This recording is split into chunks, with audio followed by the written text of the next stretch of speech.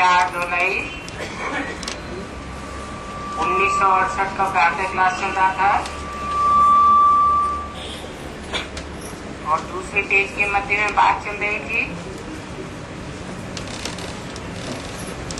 कि बच्चों की बुद्धि में अभी बैठा है कि हम 84 का चक्र कैसे खाते हैं और 84 का चक्कर खाने के बाद में फिर पहला नंबर शुरू होता है।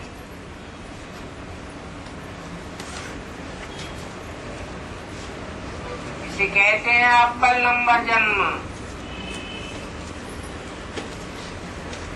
बाकी फिर है नंबरवार।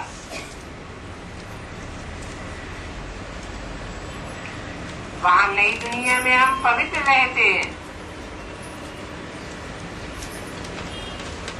अभी ये सारा 84 के चक्र का ज्ञान हर बच्चे की बुद्धि में रहता है। कितना सहज है। हम 84 का चक्र कैसे लगाते हैं, वो बात बुद्धि में बैठ गई है। स्टूडेंट की बुद्धि में है, तब तो सुमिरन करते हैं और वो भी स्मरण करते हैं नंबरवार पुरुषार्थ अनुसार। बाकी संपूर्ण बनने में तो देरी है। इसलिए जो कमजोर हैं उनका काम है दौड़ी पहनना। पुरुषार्थ की रेस करो। बाप को याद करते रहना है।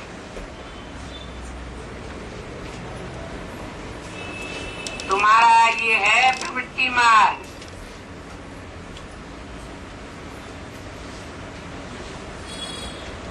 और तुम्हारी याद भी प्रवृत्ति मार्ग की है,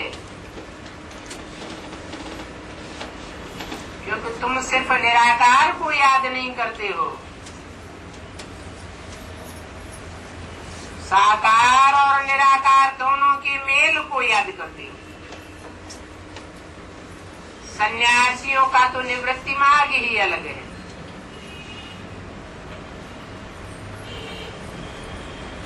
वो या तो अपने गुरु को याद करेंगे या तो निराकार को याद करेंगे।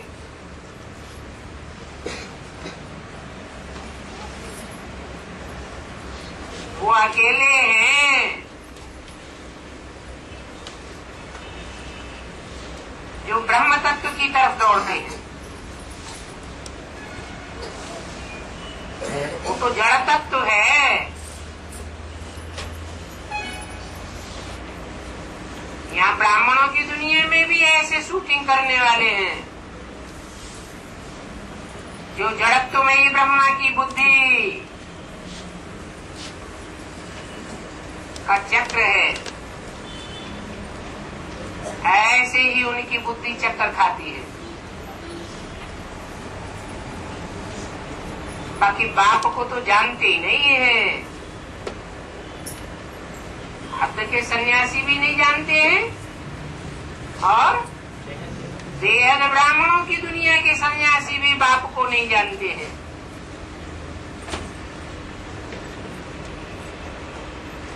नहीं जानते हैं तब तक वह अपने घर जा ही नहीं सकते। क्या कहा?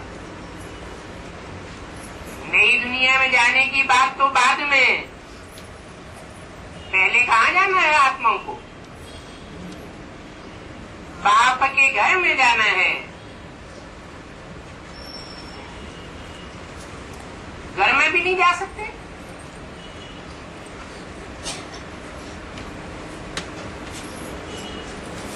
घर में तो रहना होता है, परंतु वो तो समझते हैं कि हम ब्रह्म में लीन हो जाएंगे। ये है अनराइटियस ख्यालात।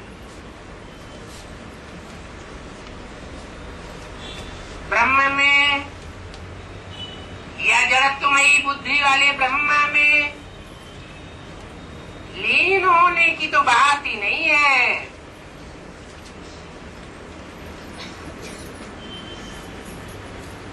उन सन्यासियों को तो अनराइटियस झूठा ज्ञान मिलता है।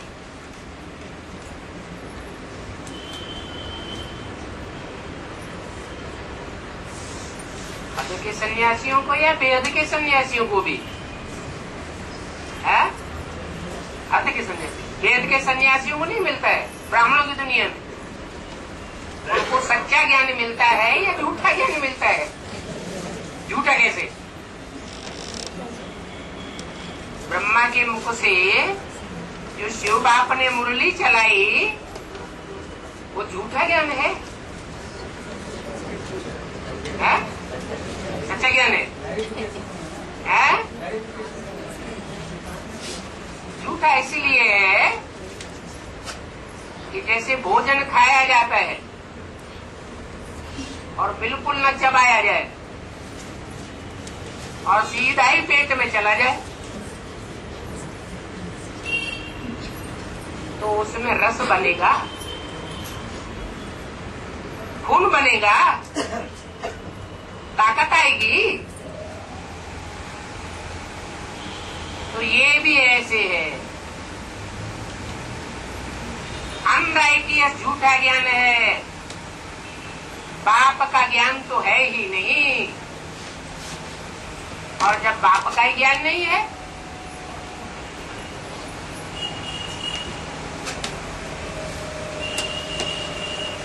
तो अपनी आत्मा के अनेक जन्मों का तो ज्ञान हो ही नहीं सकता। इसलिए बाप के घर में या आत्माओं के घर में कोई भी वापस नहीं जा सकते।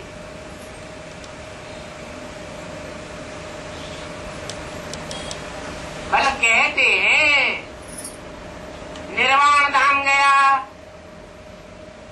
ब्रह्मलोकवासी हुआ या ब्रह्मलीन स्वामी हुआ,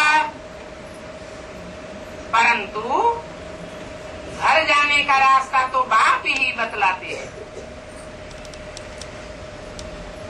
जब घर जाएं तब फिर आवे नई दुनिया में,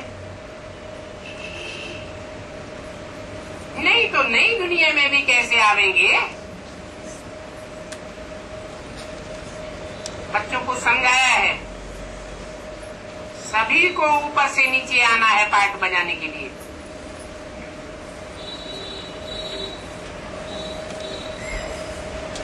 और सभी आत्माएं नीचे आकर के वो बेहद का घर खाली होना है।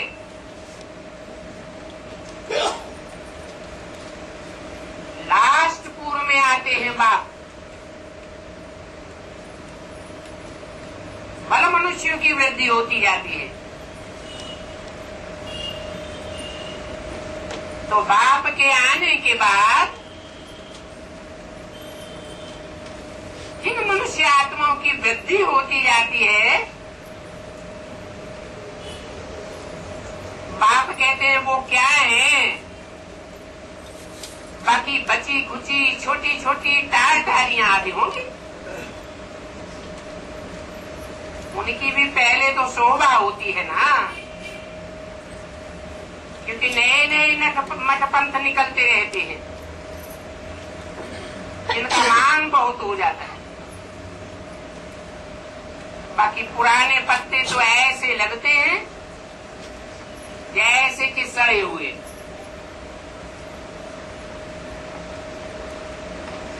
तो 5000 वर्ष के चक्कर की बात हुई और यहाँ संगम युग में है शूटिंग पीरियड की बात।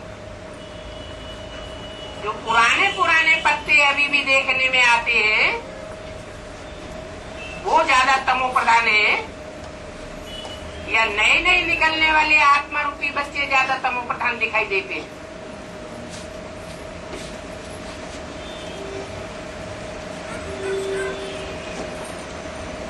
तो तुम बच्चे भी अभी पुराने हो गए हो तुम्हारा इस दुनिया में जरा भी मान नहीं है। नए नए का मान होता है, इसलिए उनके पास सभी जाते हैं। अभी तुम तो समझते हो कि सभी से पुराने तो हैं देवताएं।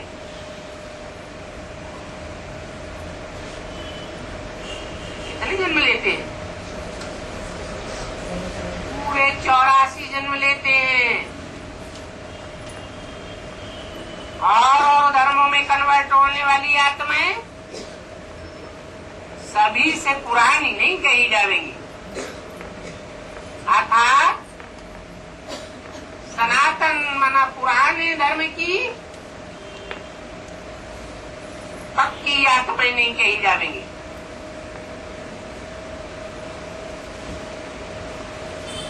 जो नए नए आते हैं वो बहुत चमकते हैं, परंतु उनकी तो लाइफ ही बहुत थोड़ी है। कौन सी लाइफ? हद के शरीर की आयु की लाइफ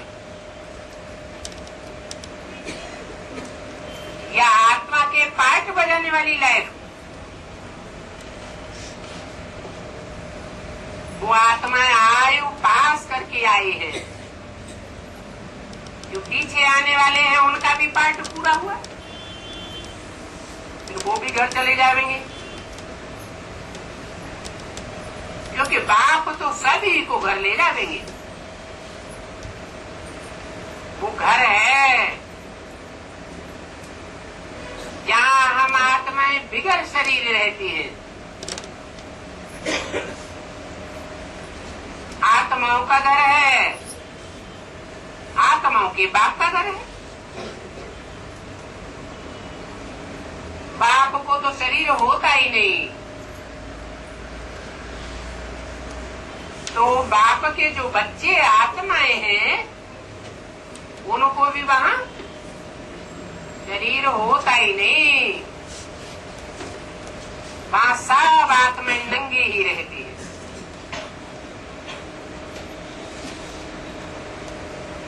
नंगा अक्षर से वो फिर नागे बन गए।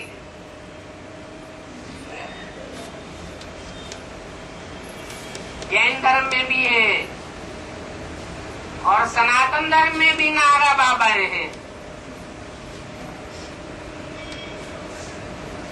वो समझते हैं कि हम नंगे आए थे, नंगे ही जाना है। उनको तो ये ज्ञान ही नहीं है कि पुनर्जन्म तो जरूर लेना ही है। बाकी नंगा बनना कोई इसको नहीं कहा जाता है। इसको कहा जाता है देह की स्मृति को भूलना, उसको ही कहा जाता है नंगा। ये देह वस्त्र कही जाती है। इस दुनिया में आकर के आत्मा अलग अलग जन्मों में भिन्न भिन्न प्रकार के देह रूपी वस्त्र पहनती है। अभी तुम बच्चे समझते हो, वहाँ बाप के घर में शरीर रूपी कपड़े नहीं होते, फिर यहाँ आते हैं पार्ट बनाने के लिए तो कपड़े पहनते हैं।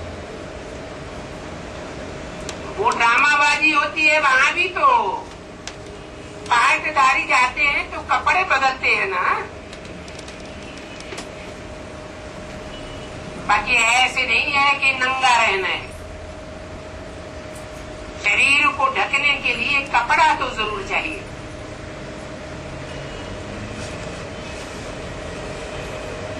मनुष्य समझते नहीं है, नहीं समझते हैं तो नागों को बड़ा अभिमान रहता है और मनुष्य भी उन नागों को बहुत मान देते हैं। मनुष्य समझते हैं ये बहुत ऊंच है, बड़ा अवधूत है, इनको शरीर की भी कोई परवाह नहीं है। बाकी सतयुग में तो ऐसे कोई नंगे नहीं होते हैं।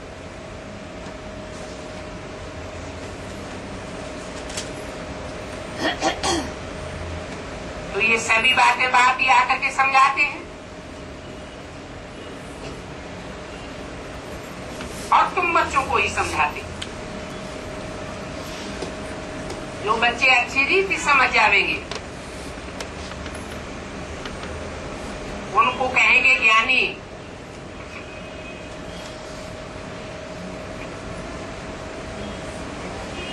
चार जुलाई 68 वाणी का 30 पेज। ज्ञानी को आत्मा कहा जाता है ना। इनको ये बातें पूरी समझ में नहीं आती है। वो है भक्त आत्मा, भक्ति करते रहते।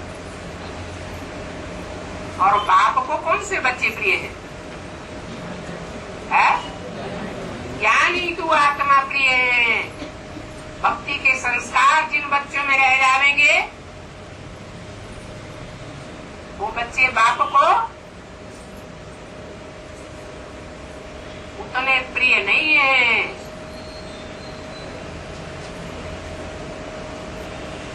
जो ज्ञानी तो आत्मा है वही अंत में ऐसी स्टेज बना देंगे। कैसे?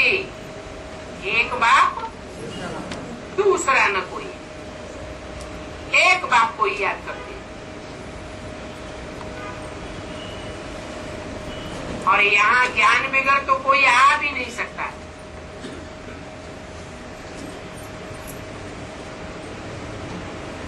क्योंकि यहाँ बाप का भी ज्ञान मिलता है। बाप को याद करने से ही वर्षा लेते हैं। ज्ञानी तो आत्मा भी सभी एक जैसे नहीं होते। कोई ज्ञान में बहुत अच्छे होते हैं परंतु योग में कम होते हैं। कोई योग में अच्छे होते हैं, ज्ञान में कम होते हैं। और ऐसे ही यहाँ देखने में भी आता है। विवेक भी कहते हैं ऐसे होने का है।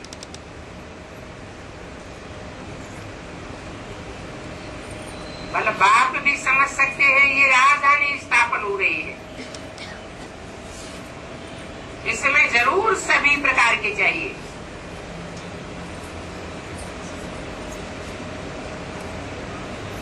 और प्यारे तो बहुत लगते हैं।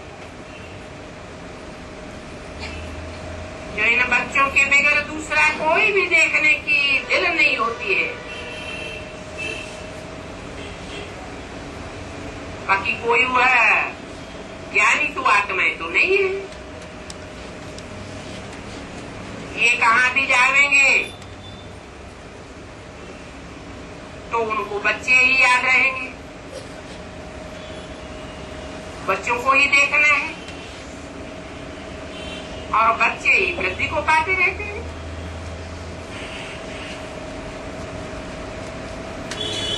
तो वो आत्माएं मुझे बहुत प्रिय लगती है।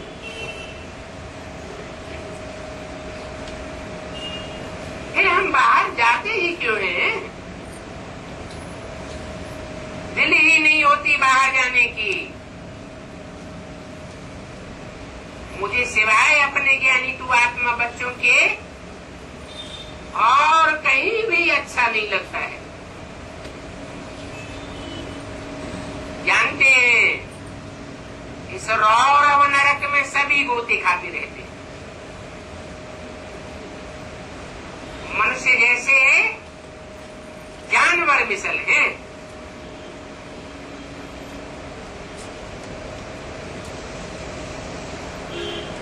मनुष्यों में भी दिखाते हैं।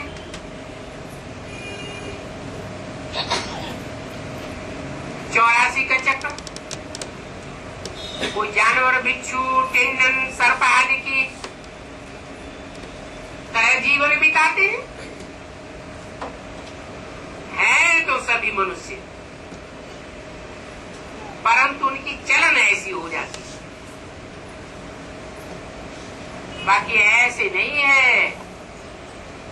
कि मनुष्य आत्मा कोई 84 लाख योनियों में चक्कर खाती है। ऐसे ऐसे बिच्छू टिंडन जैसे बन जाते हैं कि एक दो को डसते ही रहते हैं, बात मत पूछो।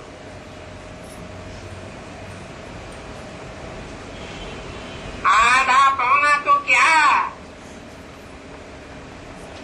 बाकी जो भी टाइम है दुख में ही रहते हैं। वो कौन सी युग में आने वाली आत्माएं होंगी है जो पौना हिस्सा से भी ज्यादा दुख में रहती है?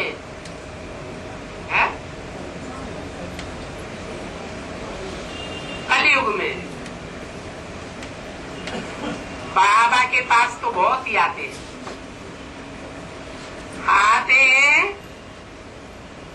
और अपने अपने दुख का वर्णन करते हैं।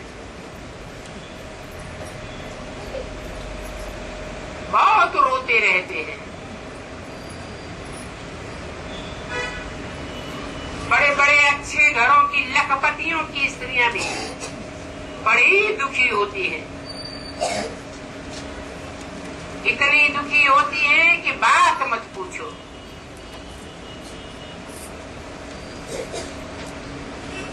ये पिछाड़ी का जमाना है ना,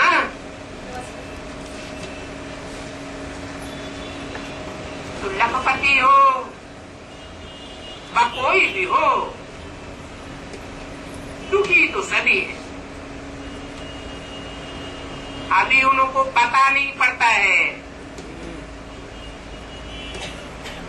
कि ये दुख की दुनिया है। आगे चल करके मालूम पड़ेगा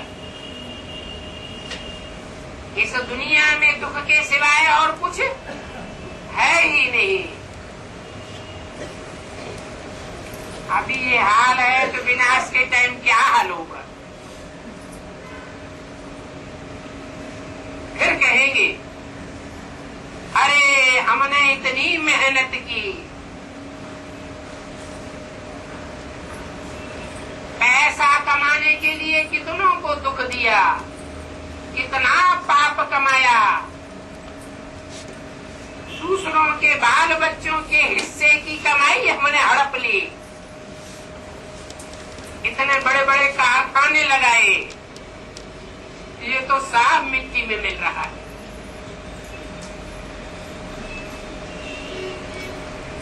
हार्ट फेल होने लग पड़ेंगे। आगे चल करके तुम देखना,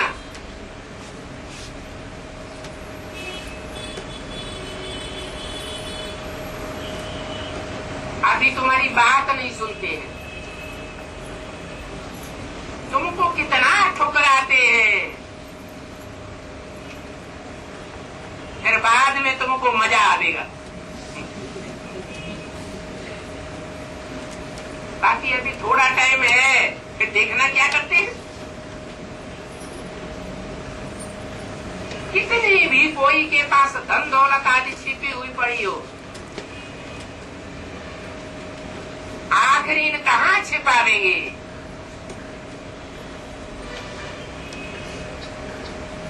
जमीन में गाड़ी होगी, भूकंप आवेगा, कहाँ की कहाँ पहुंच जाएगी।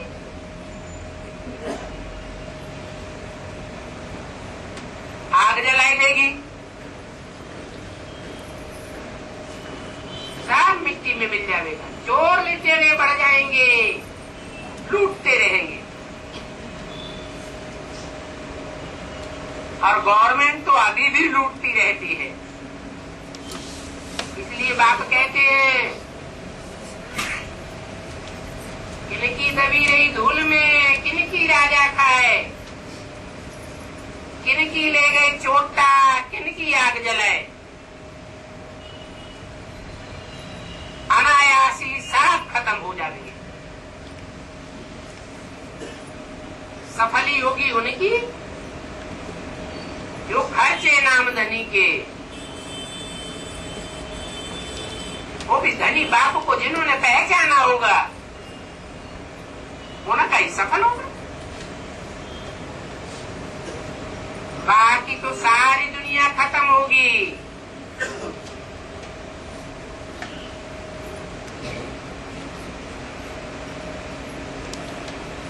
देह अभिमान रह जाएगा तो तुम भी खत्म हो जाओगे।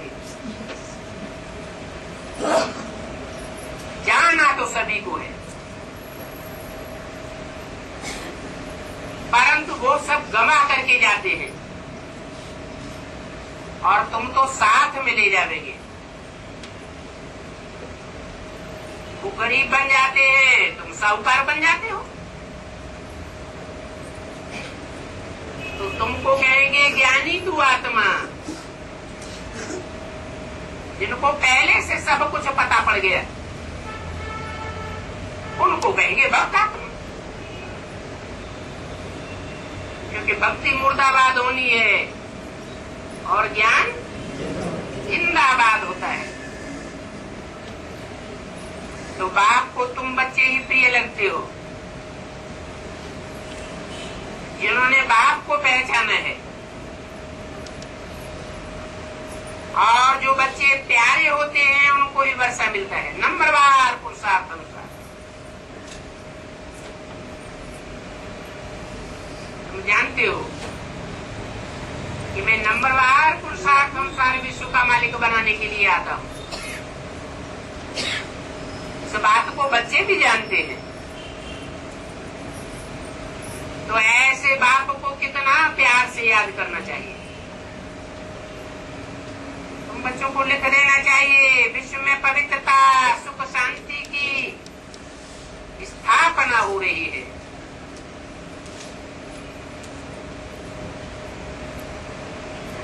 इसको लिख देना चाहिए है? तुम बच्चों को लिख देना चाहिए।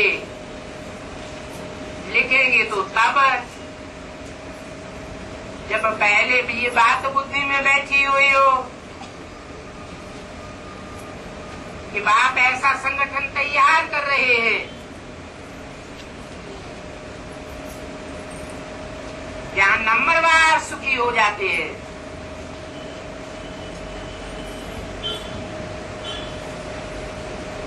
अर्थात नई दुनिया की स्थापना हो रही है।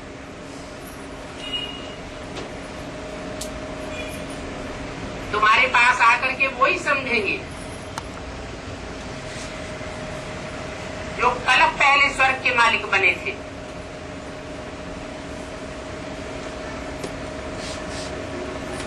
बाकी और तो कोई सुनेंगे भी नहीं। माना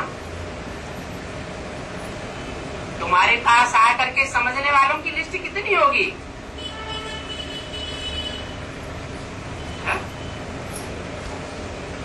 कोई मियाद है? जो खुद तुम्हारे पास आवेंगे और आकर के सुनेंगे। अभी भी कोई कोई है जो बिना बुलाए आते रहते हैं, आकर के सुनते रहते हैं और आगे चल करके बहुत सुनेंगे।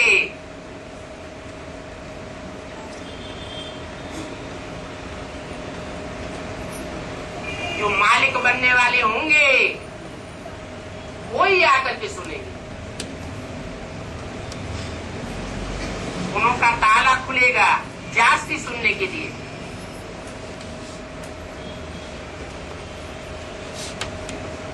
थोड़ा थोड़ा ताला खुलता ही जाता है। कोई के साथ कितना भी माथा मारो उनका ताला खुलता ही नहीं, जैसे कि बिल्कुल ही पत्थर बुद्धि है।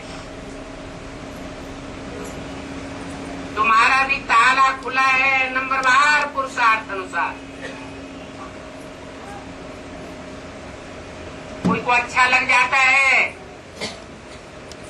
तो समझते हैं ये तो बहुत सहज ज्ञान है। बाप को याद करके विश्व का मालिक बनना है। भक्ति मार्ग में भी तो बाप को याद किया है ना।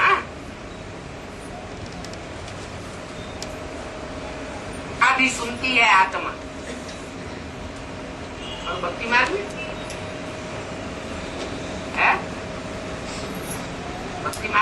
सुनता था।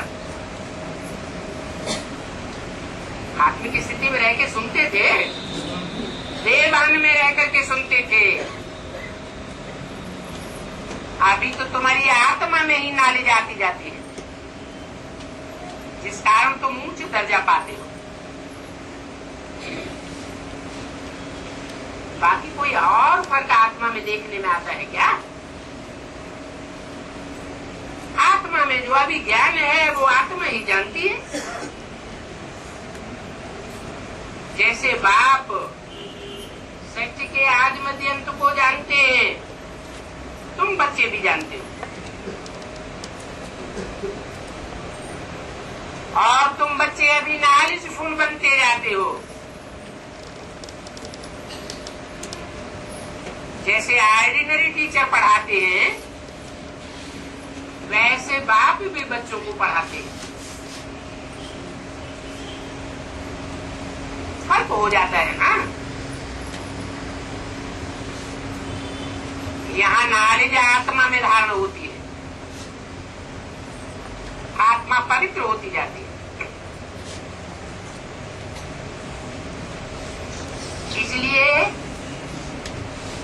ज्ञान जल कहा जाता है।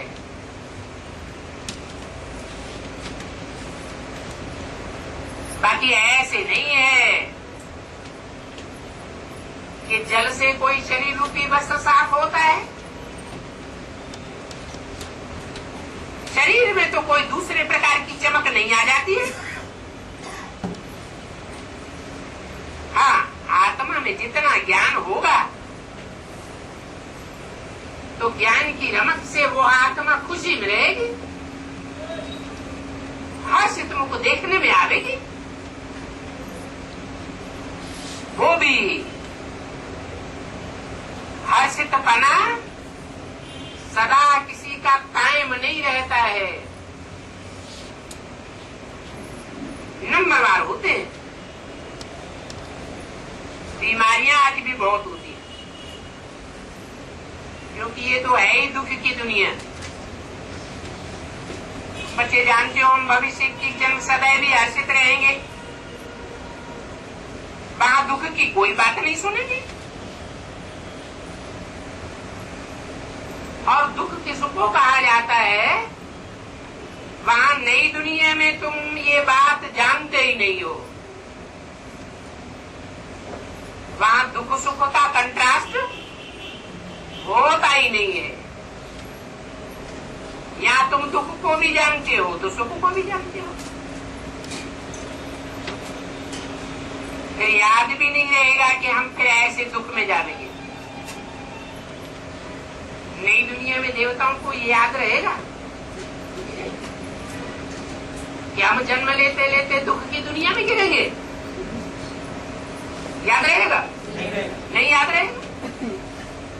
ये भी अभी तुम जानते हो। वो भक्त लोग तो समझते हैं कि कलयुग अर्जुन 40,000 वर्ष पड़ा है, इसलिए तुम कहते हो वो अज्ञान नींद में सोए पड़े हैं। शास्त्रों के पढ़ने के कारण, शास्त्रीय ज्ञान के कारण उनकी ये हालत हो गई है।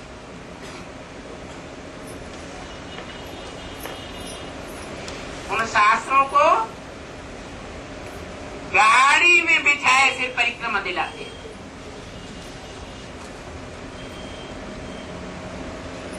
कहाँ की यादगार है? अरे संगम युग में ये यादगार कायम हुई होगी शूटिंग पीरियड में या नहीं? नहीं क्या? कैसे ये शूटिंग हुई होगी? क्योंकि संगम युग में होता है रियल, और भक्ति मार्ग में तो नकल करते हैं, असलियत तो होती नहीं है। तो यहाँ कौन सी गाड़ी है और कौन से शास्त्र हैं जिस गाड़ी में डाल करके उस शास्त्रीय ज्ञान को परिक्रमा दिलाई जाती है। अरे हाँ, जो साकार बाप का पार्ट है वो पार्ट ही ऐसा है, इसके लिए बोला है दुनिया में ऐसी कोई बात नहीं जो तेरे ऊपर लागू न होती। माना दुनिया का बड़े से बड़ा सन्यासी भी वो है, भक्त भी वो है, और ज्ञानी तू आत्मा भी वो है। तो शूटिंग कैसे होती है?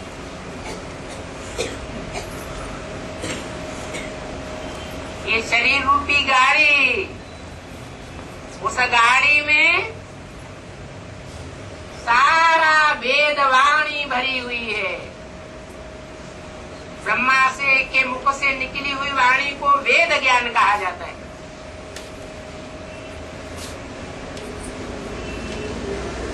शास्त्रों का सार कहा जाता है। उसको गाड़ी में डाल करके परिक्रमा दिलाते रहते हैं, फिर भक्तों ने उसको कॉपी किया है। अभी तुम तो समझ गए हो।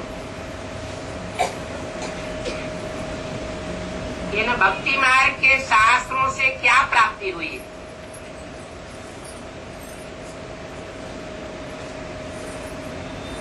प्राप्ति कब होती है?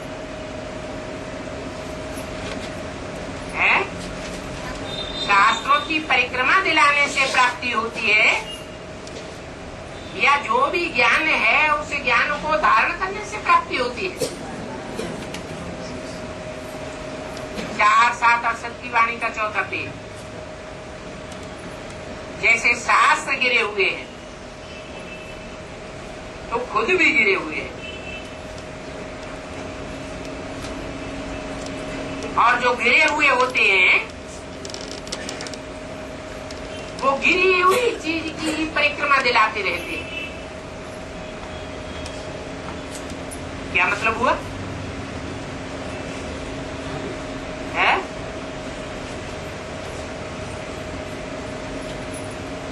ब्रह्मा के मुख से जो ज्ञान निकला वो वेदवाणी है। उस वेदवाणी को गिरा हुआ कहेंगे, या जब वो वेदवाणी मुख से निकली तो सतोप्रधान थी, सतोप्रधान थी। उस सात्विक वाणी को मनन चिंतन मंथन नहीं किया गया, जैसे उसका उपयोग करना चाहिए वो उपयोग नहीं हुआ, तो नीचे गिरते गए। गिरी हुई चीज उसी का उपयोग करते रहने से प्राप्ति नहीं हो सकती।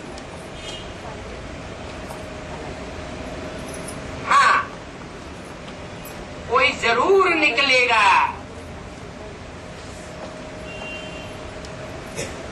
जो प्राप्ति भी करेंगे।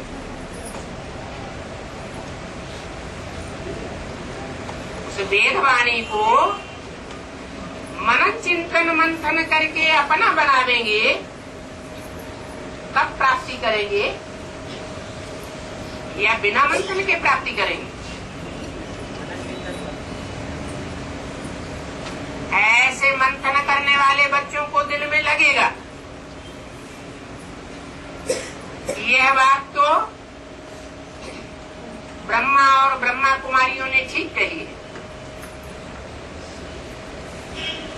वो समझते हैं शास्त्रों का ही ज्ञान बहुत ऊंचा है।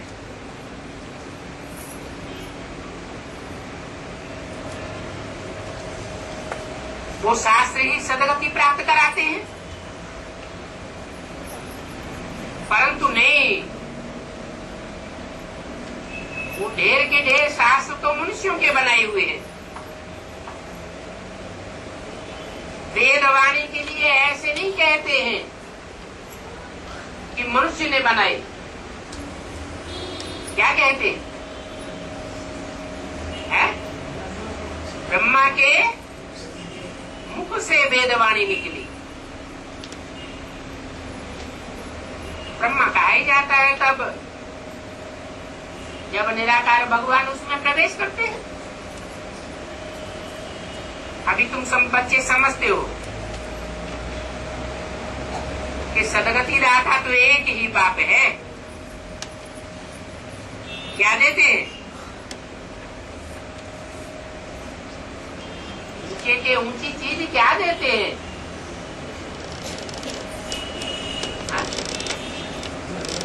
सदगति दे के जाते हैं। सद माने सच्ची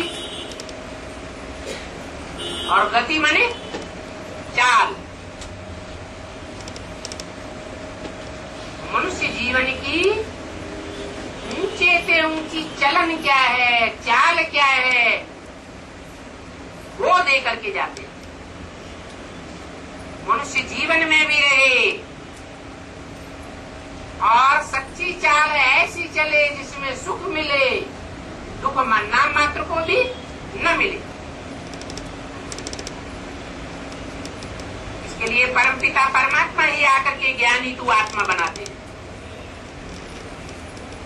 इसलिए कहा जाता है कि ज्ञान से सदगति होती है और याद से क्या होता है?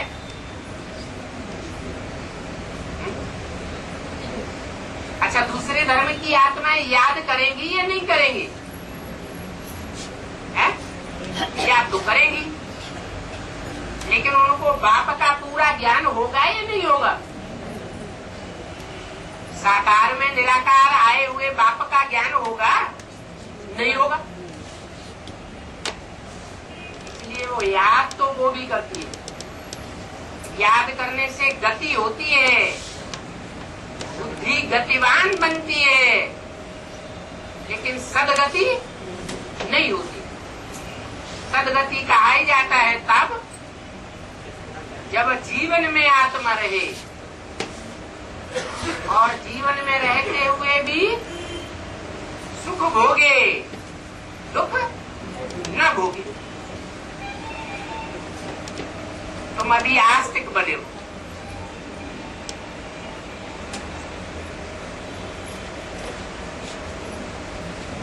आस्तिक माने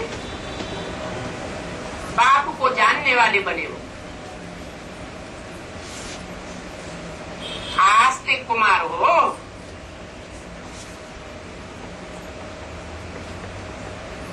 शिव बाबा के बच्चे हो ना, तो सभी आत्माएं शिव कुमार हैं।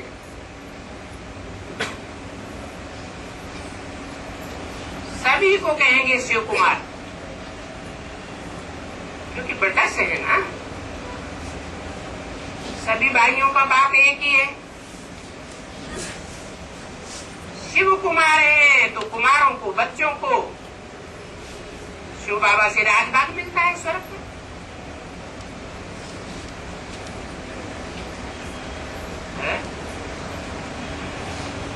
अगर शिव कुमार नहीं है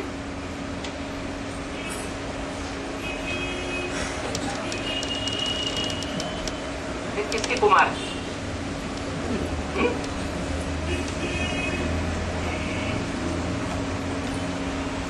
भक्ति मार्ग में भी कहते हैं, राम के भक्त रहीम के बंदे हैं ये सब आंखों के अंधे। क्यों है अंधे?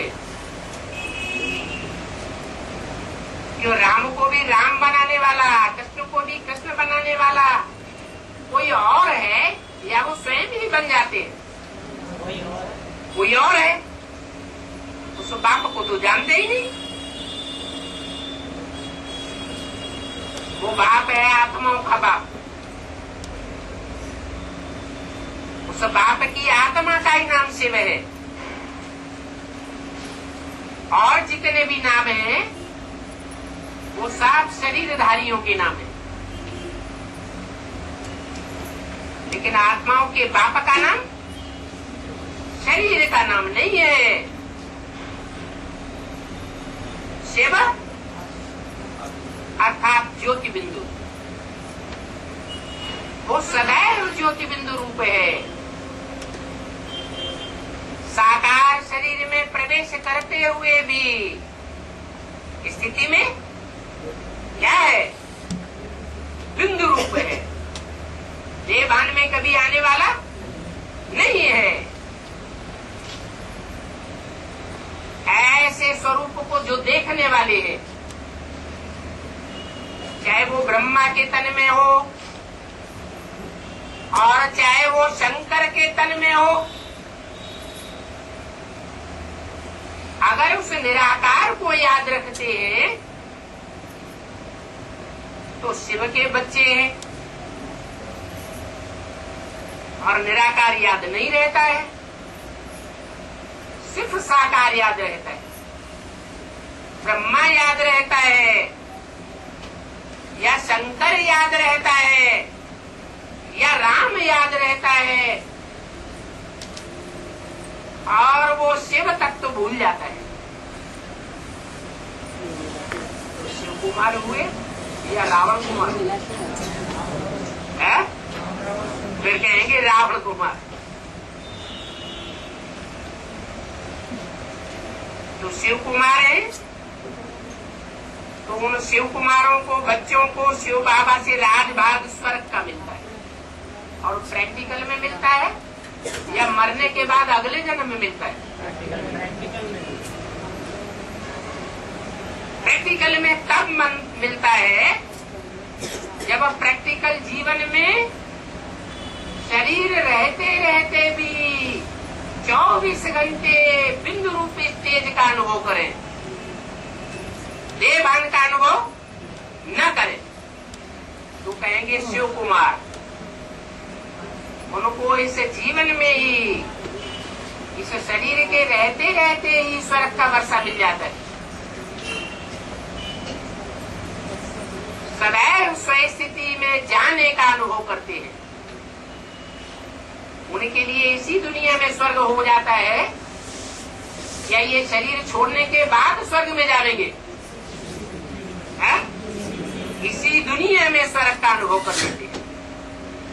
बुद्धि कहती है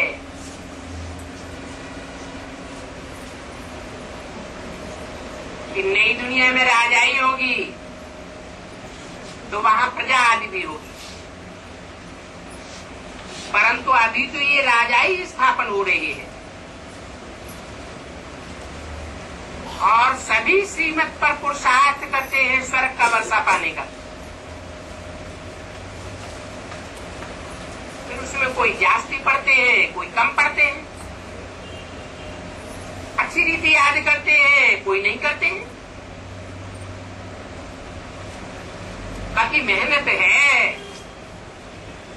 लक्ष्मी नारायण को देख करके सभी खुश होते हैं, तुम भी खुश होते हो। समझते हो हम भी नर से नारायण, नारी से लक्ष्मी जैसे बनेंगे। ऐसा पुरुषार्थ भी तो करना चाहिए।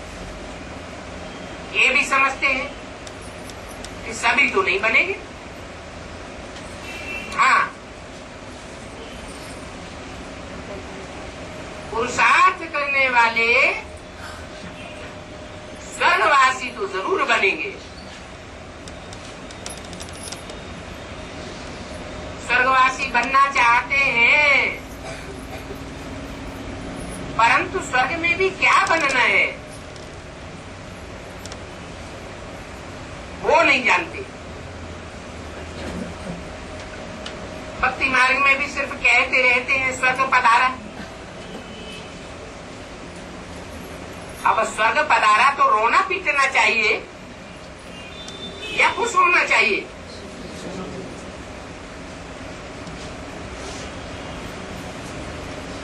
तो कहना बात अलग और प्रैक्टिकल में होना बात अलग हो जाती है। और यहाँ तो कथनी और करनी एक जैसी होनी चाहिए।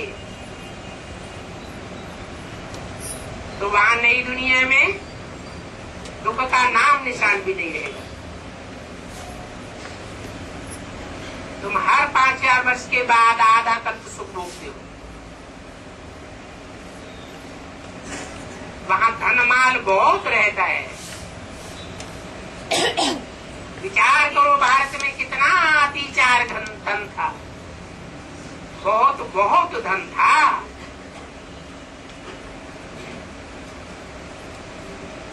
और भक्ति मार्ग भी जब सतो प्रधान स्टेज में होता है तो वहां भी कितना धन होता है। सभी राजाओं के पास बड़े बड़े मंदिर होते हैं। अच्छे राजा के पास जरूर अच्छा मंदिर होगा। अभी तक भी लक्ष्मी नारायण के मंदिर बनाते रहते हैं, परंतु मंदिर बनाने वालों को कुछ भी पता नहीं है। आगे चल करके देखेंगे कि अभी तो मौत सामने खड़ा है।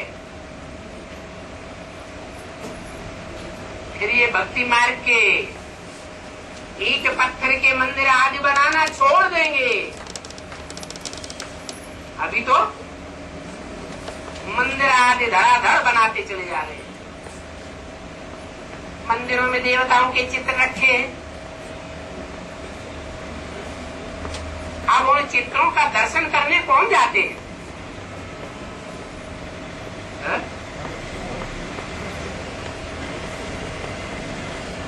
बाबा ने भक्त नाम नहीं लिया। अगर उन मंदिरों में उन जड़ चित्रों का दर्शन करने जाते हैं तो दर्शन करने वालों को बाबा ने बोला है बंदर।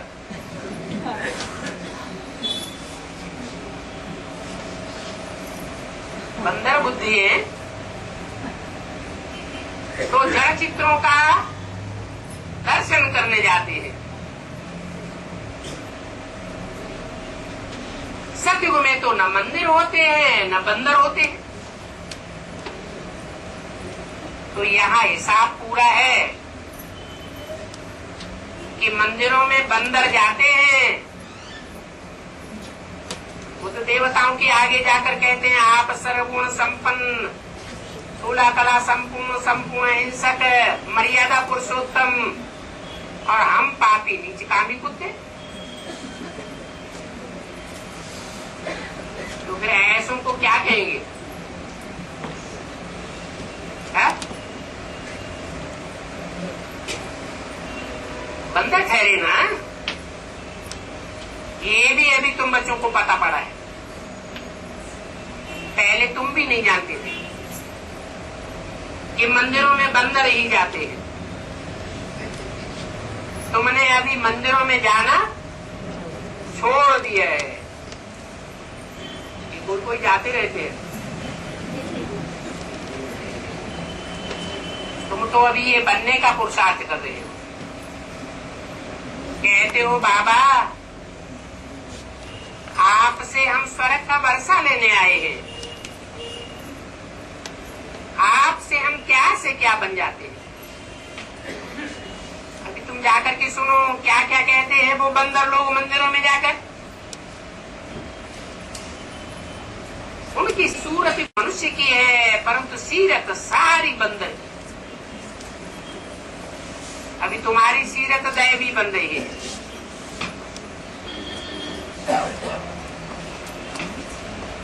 फिर दैवी सीरत बनते बनते तुम्हारी सूरत भी बदल जाएगी। क्या कहा है? ये संभव है क्या? नहीं संभव है। कैसे? कोई उदाहरण देना पड़े। जैसे आज की दुनिया में देखा जाता है कोई कोई व्यक्तियों के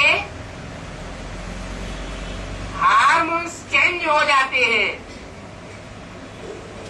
तो स्त्री से पुरुष या पुरुष से क्या बन जाते हैं? स्त्री बन जाते हैं। शरीर चेंज हो जाता है या नहीं चेंज हो जाता है? हो जाता है। ऐसे ही तुम्हारी दृष्टि, तुम्हारी वृत्ति, तुम्हारा वाइब्रेशन, तुम्हारा वायुमंडल प्रैक्टिस करते करते करते जब पूरा चेंज हो जाएगा तो तुम्हारी सूरत भी बदल जाएगी।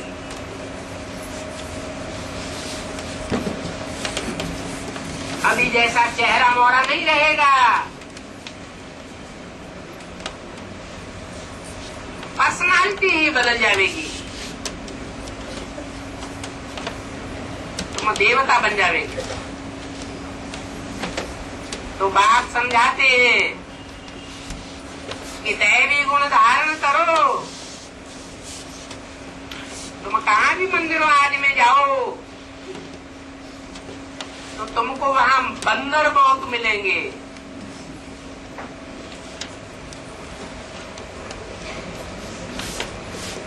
तो सोचो,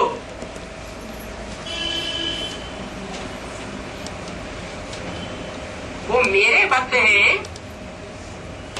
या देवताओं के भक्त हैं? वहां जाकर सर्विस करो, उनको समझाओ कि तुम ये पुरुषार्थ करके मंदिर लायक बन सकते हो। तुम सिर्फ बाप को याद करो तो तुम मंदिर लायक शिवालय में चले जाओगे। जितना जितना बहुतों की सर्विस करेंगे उतना उच्च पद पावेंगे। बच्चों को तो सर्विस करके बहुत खुश होना चाहिए। वो है भक्त तू आत्मा, जो मंदिरों में दर्शन करने जाते हैं और तुम मंदिरों में सेवा करने जाते हो, तो तुम हो ज्ञानी तू आत्मा।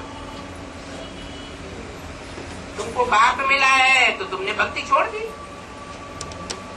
तुम ज्ञानी तू आत्मा बन गए। वो सभी है भक्ति तू आत्मा, बाकी आत्मा तो सभी है। वो आत्माएं भक्ति करती है, तुम आत्माएं ज्ञान सुनती हो। तो बाप को ज्ञानी तू बच्चे बहुत प्रिय लगते हैं। ज्ञानी तू आत्मा है वही प्रिय, बाकी तो बंदर मिसल है। अच्छा, मीठे मीठे बच्चों को बाप दादा का याद प्यार, गुड मॉर्निंग और नमस्ते।